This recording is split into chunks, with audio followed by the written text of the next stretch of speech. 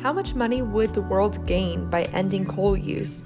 And how much has extreme weather events already cost emerging economies' GDPs? Welcome to the Climate Recap from the Beckisphere Climate Corner, your go-to place for international and US-based climate news. I'm Becky Hogue, science writer. Today is Monday, June 13th. Let's jump right into the news you need to start your day. Let's start with a climate event. Almost all of Portugal is experiencing severe drought after the end of May dried out and heated up the country. May was the hottest southern Europe has seen in 92 years, according to the weather service IPMA. Over 97% of Portugal is in severe drought, which is one knockdown from extreme. Now on to some climate studies. The International Monetary Fund found major gains from phasing out coal by, quote, comparing the current value of the benefits from avoided emissions against the present value of costs from ending coal plus the cost of replacing it with renewable energy. In a new report, it found that the world could see a net gain of $77.98 trillion, which represents 1.2% of the world's current GDP every year until 2100.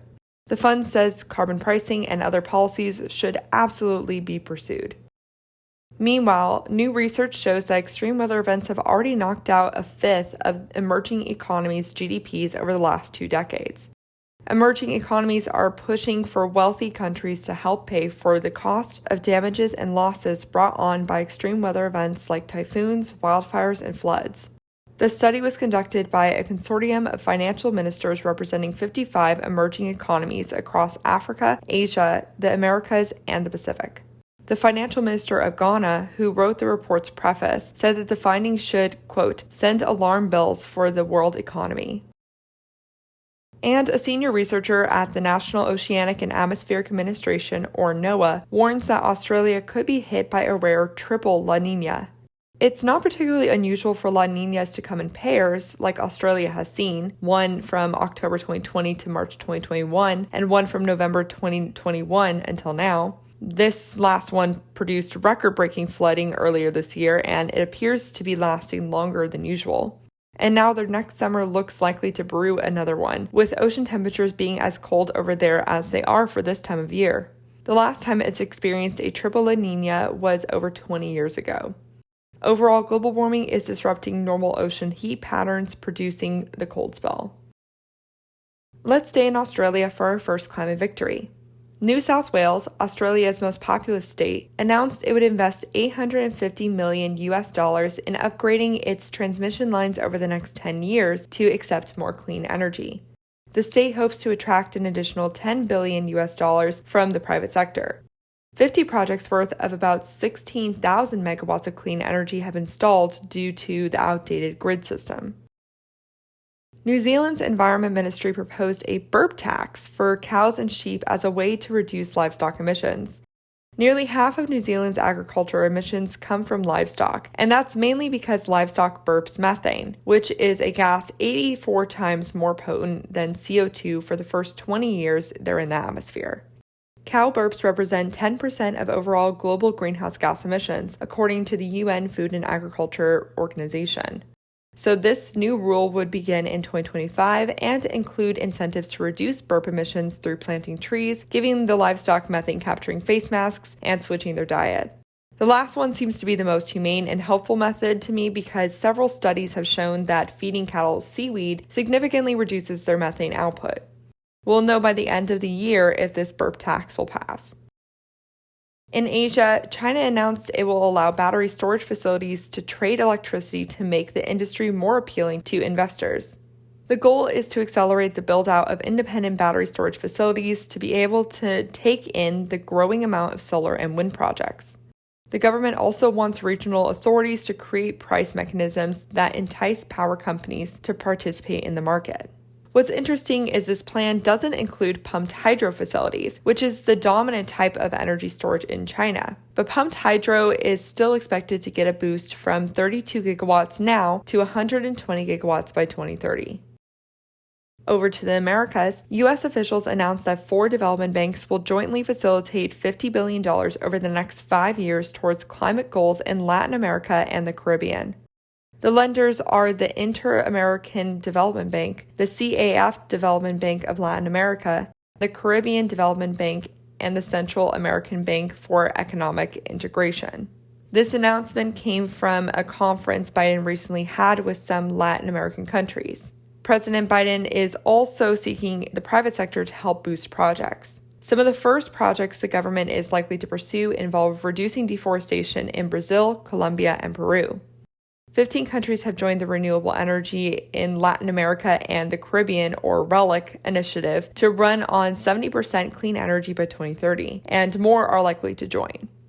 The U.S. agreed in 2015, along with other wealthy nations, to provide $100 billion annually to help emerging economies shift to clean energy. And this $50 billion over 5 years falls quite short on that, but it's the largest effort we've seen so far from the U.S. government.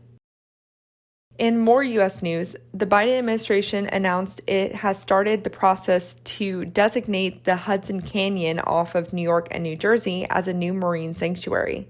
The announcement came on World Oceans Day, which I totally forgot to wish y'all a happy day for on Wednesday, by the way. The plan is part of Biden's America the Beautiful initiative, which works to preserve 30% of federal lands and waters by 2030. The Hudson Canyon is home to sea turtles, deep-sea coral, and sperm whales. NOAA will write up an environmental impact assessment and write a management plan, which could take over a year. It is now seeking out public comment for designation, its potential name, and information on the area's indigenous and tribal heritage. Now for some climate fails. Poland's prime minister is pushing for more output from coal plants to bring down heating costs and energy prices, going against his climate obligation of reducing coal output.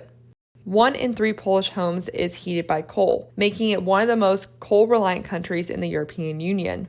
The price of imported coal has gone up by 100% due to the Russian-Ukrainian war, though overall the price of energy was going up before the war despite Poland's increase of domestic production.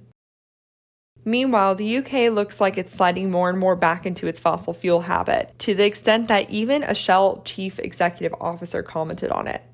Regulators just approved Shell to develop in the Jackdaw natural gas field in the North Sea, which was previously rejected on environmental grounds. The Cambo oil field might be back on the table for Shell, which previously backed out of the deal.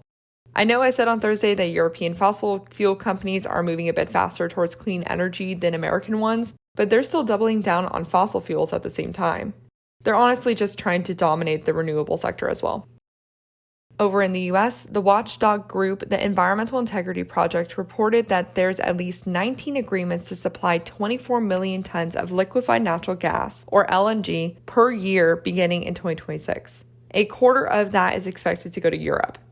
Over time, LNG exports from these projects could reach over 90 million tons a year, which is the equivalent emissions of 18 million gas-powered cars driving for a year. And that's just direct emissions, so it doesn't account for methane leaks. Now, these agreements still need permitting and funding, so there's still time to change this trajectory. A new report by the utility watchdog Energy and Policy Institute found that Southern Company, one of the largest and most profitable electric utility companies in the U.S., knew about climate change back in 1964, yet continued to build fossil fuel facilities and fund climate misinformation groups. Southern Company serves over 9 million people across 6 states. This is a good reminder that it's not just the fossil fuel companies that were spreading misinformation. Finally, let's finish with some really big chemical news stories.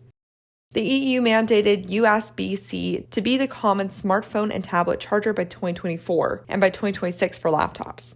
The goal is to reduce e-waste and make customers' lives easier by making chargers uniform. This is a big blow to Apple in particular. The UK said it would not replicate this move. And U.S. national parks, wildlife refuges, and other public lands have begun the process of phasing out single-use plastics entirely. This will take until 2032, according to the Department of the Interior. Single-use plastic items will be replaced with biodegradable, reusable, or fully recyclable items. And that was your climate news for Monday, June 13th. If you like the work I do, please follow this podcast, give it a 5-star rating, leave a review, and consider checking out the Beckisphere Climate Corner YouTube channel. Remember to talk about the climate crisis every single day and to support your local news organizations. Bye for now.